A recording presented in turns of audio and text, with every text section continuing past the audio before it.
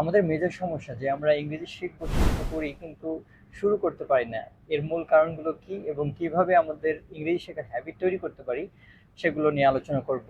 আমি একটি বই থেকে আইডিয়া শেয়ার করব, সেটা হলো জেমস ক্লিয়ারের বই অ্যাটমিক হ্যাবিট। বইটা চমৎকার একটি বই, পড়তে পারেন। প্রোডাক্টিভিটি বৃদ্ধির জন্য খুব কাজে দিবে, আপনার হ্যাবিট তৈরি করার জন্য কাজে দিবে। সো সেই বই থেকে 4টা বিষয় শেয়ার করব। 4টা অধ্যায় থেকে 4টা বিষয় শেয়ার করবো যেগুলো ফলো করলে আপনি আপনার যে কোনো হ্যাবিট, শুধু ইংলিশ শেখার হ্যাবিট না, অন্যান্য হ্যাবিট তৈরি করতে পারবেন। নাম্বার ওয়ান যে হ্যাবিটটা হলো মেক ইট অবভিয়াস। সাপোজ আপনি ইংরেজি শিখবেন, ইংরেজি শেখার জন্য ওই জিনিসটাকে ভিজিবল করতে হবে। ভিজিবল কিভাবে করতে পারেন? আপনি টেবিলের উপরে ওই রিলেটেড বই, ইংরেজি যে বইগুলো আপনি পড়েন সেই বইগুলো সামনে রাখবেন, অথবা মোবাইল ফোনে রিমাইন্ডার, যেমন আমরা ওয়ালপেপারে আমরা অনেক সময় পরীক্ষার রুটিন দিয়ে রাখি, এইভাবে আপনাকে ভিজিবল করতে হবে যেন আপনার চোখের সামনে থাকে।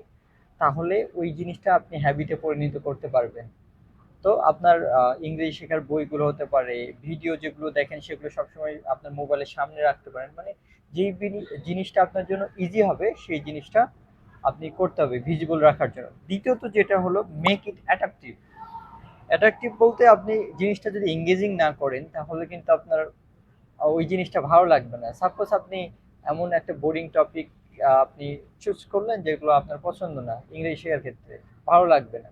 সো এমন জিনিস হতে পারে, সাপোজ আপনি ক্রিকেট পছন্দ করেন বা ফুটবল পছন্দ করেন, কেউ ট্রাভেল ব্লগ পছন্দ করেন, আবার কেউ সিনেমা বা কার্টুন পছন্দ করেন। এই রিলেটেড ভিডিওগুলো দেখবেন, ইংরেজি শেখার যে ভিডিওগুলো রয়েছে সেগুলো দেখতে পারেন। তাহলে আপনার মানে ভালো লাগবে, অ্যাট্রাকটিভ মনে হবে, কারণ আপনার পছন্দের জিনিস যখন শিখবেন, ওই জিনিসটা দিয়ে কোনো কিছু শিখবেন তখন আপনার ভালো লাগবে। এই বোরিং কোনো কিছু দিয়ে শিখতে গেলে তখন ভালো লাগবে না। যেমন আমার ট্রাভেল ব্লগগুলো পছন্দ, আমি ট্রাভেল ব্লগ বা হিস্ট্রিক্যাল যে বিষয়গুলো ওগুলো দেখি ইংরেজিতে। তো আপনার অ্যাট্রাকটিভ যখন করবেন তখন সেই জিনিসটা অভ্যাসে পরিণত করতে সহজ হবে। 3 নম্বর যে জিনিসটা, make it easy.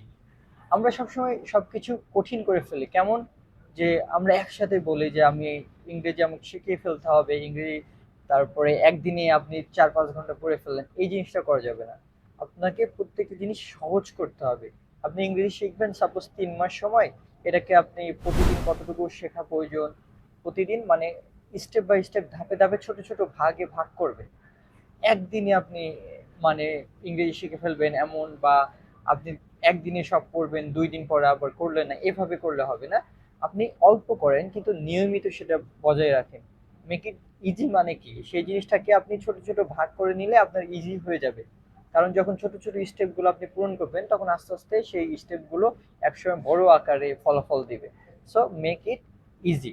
Number 4, make it satisfying. এই জিনিসটা কি, যে আপনি সাপোজ আপনি একটা লেসন শেষ করলেন, এই লেসন শেষ করার পর রিওয়ার্ড দিবেন, নিজেকে স্যাটিসফ্যাকশন দিবেন। কিভাবে? যে এমন হতে পারে আপনি এই লেসনটা শেষ করার পরে আমি ঘুরতে যাব, বা এই লেসন শেষ করার পরে আমি আহ, মানে চা খেতে যাব, বা যেরকম যেই জিনিসটা আপনার পছন্দ, মানে ভালো লাগা যেটা আপনি পছন্দ করেন ওই জিনিসটা রেওয়ার্ড দেওয়ার চেষ্টা করবেন। তখন এই জিনিসটা হ্যাবিটে পরিণত হবে, আপনার ব্রেন পজিটিভ ভাবে নিবে যে হ্যাঁ আমি একটার পরে আমি আরেকটা ফলাফল পাবো, না হলে যেতে পারবো না। যেমন বন্ধুর সাথে আড্ডা দিতে যাবো আমি সন্ধ্যার সময়, সাপোজ আমি যদি এই লেসন না শেষ করে আজকে বন্ধুর সাথে আড্ডা দিতে যেতে পারবো না।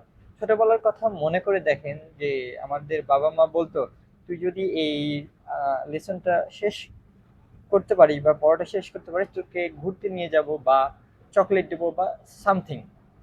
সো এই বিষয়গুলো কিন্তু তখন আমরা গুরুত্ব সহকারে আমরা পড়তাম বা পড়াশোনা করতাম, তারপরে আমরা ঘুরতে যেতাম। সো এই জিনিসগুলো আপনি যদি করতে পারেন তাহলে আপনার হ্যাবিট তৈরি হবে। এটা শুধু ইংরেজি শেখার ক্ষেত্রে না, প্রত্যেকটা হ্যাবিট তৈরির ক্ষেত্রে এটা খুবই ফ্রুটফুল।